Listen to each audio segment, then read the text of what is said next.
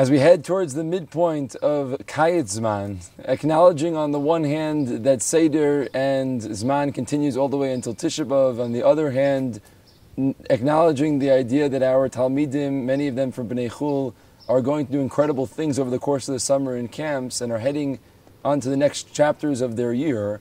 Some of Talmidim are thinking about where they're going to be after yeshiva. Some of them know they're coming back for Shana Bet, some of them are going off to college, some of them going to the army, some are leaving after a few years, some after 9, 10 years. But this is a period of time, the summer becomes a period of time in which Talmidim in yeshiva and many of us in our lives start thinking about what's next. What are we doing after this? So this week's parasha, Parashat Shelach, whether you're reading it in Eretz Yisrael right now as I'm about to go into this upcoming Shabbat, or if you're in America and it's in a week from now, or you're listening to it right before Shabbat of Parashat Shelach, one way or another, I do believe that the parasha, while in its name says Shelach, referring to the Meraglim, the Anashim that Moshe Rabbeinu sends Latur Ta'aretz, is also inspiring and informative, gives us an important message at the bookends of the parasha about what it means as we're sending Talmidim off, as we're sending ourselves into the next chapters of our own lives. At the very beginning of the parasha, Moshe Rabbeinu refers to these Anashim that he's sending Latur Ta'aretz to go and get a sense of what the land looks like. Acknowledging, of course, that at the beginning of Parashat Devarim, the story looks slightly different. It's more inspired by and requested by the people, Bnei Yisrael. Moshe Rabbeinu in some ways puts the blame, so to speak, of what takes place on them. He does say, Vayitav beinei adavar. He says that, of course, I accepted the idea, and the idea was a good idea in my mind. But nonetheless, Moshe Rabbeinu in the beginning of our parasha, at the end of all of the introductions of all the Anashim that are going, Moshe sends Yoshua, Vayikra Moshe leHoshea ben Nun Yoshua. Moshe changes Yoshua's name, noticing and really foreseeing that there's going to be some sort of challenge, there's going to be difficulty, as anyone is sent into the next mission of their lives. Even Vayitav beinei adavar, Moshe Rabbeinu still says, Ispalel alav, Moshe davens on behalf of Yoshua, adds Hashem's name into his name, so that Yoshiacha me'atzat miraglim. So that Yoshua can withstand the pressures, the peer pressures of the Eidah, of the 10 others who are with him, who may, unfortunately, as we know the end of the story, speak Lashon Hara about Eretz Yisrael. Moshe Rabbeinu is aware of the fact that at new stages of life there are difficulties, there are unknowns, and so his response to that entire period of time is to daven on behalf of Yoshua and to add in word Hashem's name into Yoshua's name, so whenever Yoshua is called, when anyone says Yoshua, Yoshua is different than Hoshea because Hashem's name is directly on his lips. Rav Amital points out, Vayitav beinei adavar, Moshe Rabbeinu was okay with the concept because, like any child, like any adult, we want to have a certain level of independence. Bnei Yisrael were requesting the idea of moving on from the chapter of the Midbar, of the Man, of the Ananei HaKavod, and to be able to be self-sufficient in the land. Let's go and check it out so that we can move into the next stage of our lives. Every child demands a certain level of independence and pushes against that idea.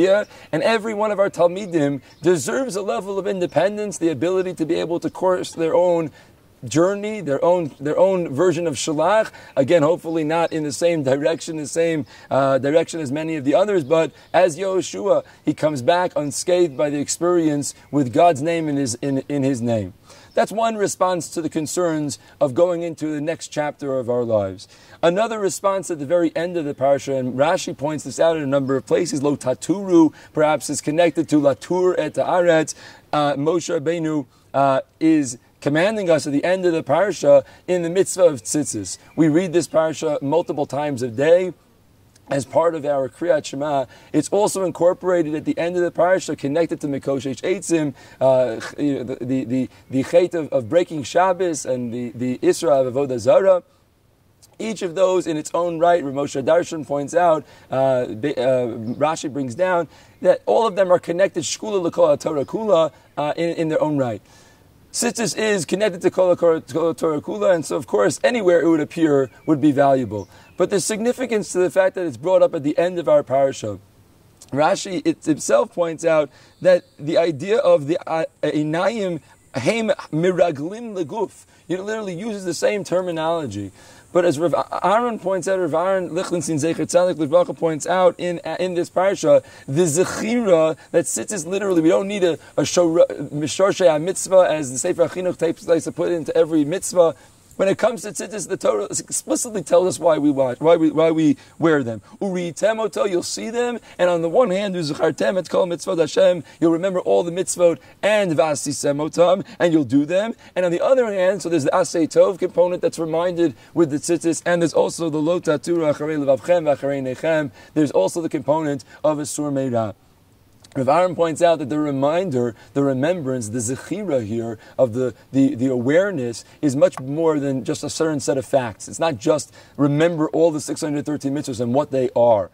It's more than that. It's an awareness of Hashem in our lives. That the tzitzis is a breadcrumb, so to speak, in our lives, leaving us little breadcrumbs along the way, making sure that we're aware of God in our day-to-day activities. These are two totally different ways of responding to next chapters in our lives, decisions in our lives. It's a message we're giving to our Talmidim, but it's a message that's valuable for all of us. On the one hand, at the beginning of the parasha, there's a value in bringing God into our words. Whether it's changing a name, that's a little drastic. Perhaps it's more about saying Baruch Hashem, utilizing God's name, saying brachot on a consistent basis, and all the other mitzvahs that remind us with word that God is in our lives, in tefillah, etc.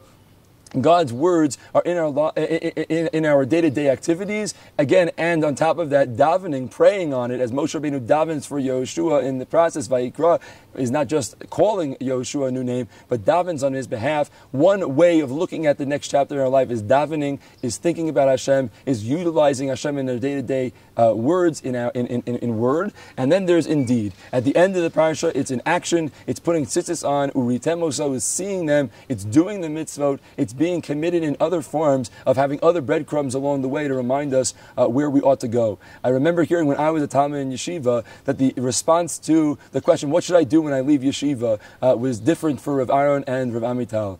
Zichronam Levracha.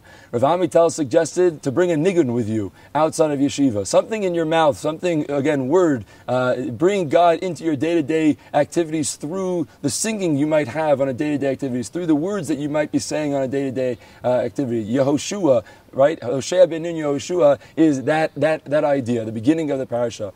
At the end of the parasha, we're taught, take on a mitzvah, do something particularly. Rav Aaron, if I remember correctly, advised Talmidim to take on a chumrah, do something slightly different than you typically would. Again, a breadcrumb in your day-to-day activity that will remind you of what it was like to be shifted b'veis Hashem, to sit in yeshiva, to learn on a day-to-day basis. As we are all moving into the summer, as all we are moving into whatever the next stage, whether it's a next stage of our schooling, whether it's a new job, or it's simply just a new period of time in the year, new weather, it's worthy for us to think about both of these ideas as Parashat Shelach sits exactly here, exactly right now, giving us advice both in word and in deed to keep God in our day-to-day lives, to keep an awareness of Hashem in our day-to-day activities, and to ensure that we are not going to lo taturu, chas v'shalom, at the same time to forget, to not just forget the mitzvot, but for have a lack of awareness of Hashem in our day-to-day activities. Those reminders, those ideas will help keep Him